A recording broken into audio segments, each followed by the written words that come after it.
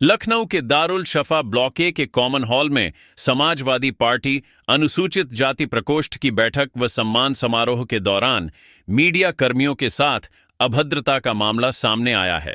इस घटना के बाद प्रकोष्ठ के राष्ट्रीय उपाध्यक्ष अमर चौधरी ने इस्तीफा दे दिया।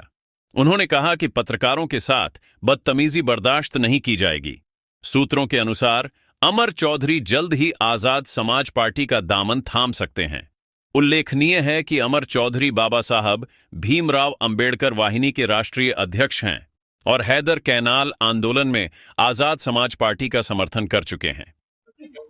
आज आप पीडीए के प्रोग्राम में यहाँ पे शामिल हुए थे, सम्मान समारोह में, और कार्यकारिणी बैठक भी थी, जिसमें जब आप भी यहाँ इन्विटेशन पे आए थे मुख्य अतिथि के रूप में, और यह है कि आप सभा छोड़कर वापस बाहर। देखिए, सभा छोड़कर वापस जाने का कारण कहीं ना कहीं ये है कि व्यवस्थाएं ठीक नहीं थी, और जिसमें मीडिया कर्मियों के साथ जो समाजवादी पार्टी के कुछ सदस्यों और अन्य लोगों के द्वारा बदतमीजी की गई है। उनको कहा गया कि मीडिया वालों को यहाँ से भगाओ भगाओ, तो वो शब्द कहीं ना कहीं काफी मतलब अभद्रता पूर्वक था। और मीडिया कर्मी सिर्फ और सिर्फ सम्मान के लिए कार्य करता है, कोई पैसे के लिए नहीं। और अगर मीडिया कर्मियों के साथ ऐसा होगा तो बाबा साहब भीमराव अम्बेडकर वाहिनी बर्दाश्त नहीं करेगी, और मैं स्वयं इसलिए नहीं बर्दाश्त करूंगा क्योंकि मैं भी पूर्व में पत्रकार रह चुका हूँ। जैसे कि आप अपने पद से यहाँ जो आपको पद दिया गया उसको रिजाइन दे रहे हैं।